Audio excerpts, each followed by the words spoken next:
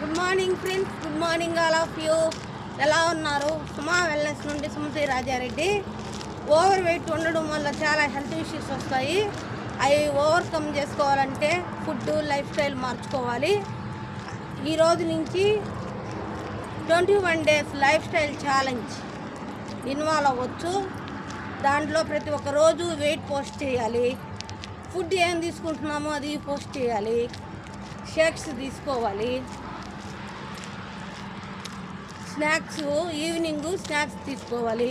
అన్నీ మనము ఫోటోలు పంపించాలి. కెప్టెన్ ఉంటాడు, దీంట్లో గైడెన్స్ ఉంటుంది.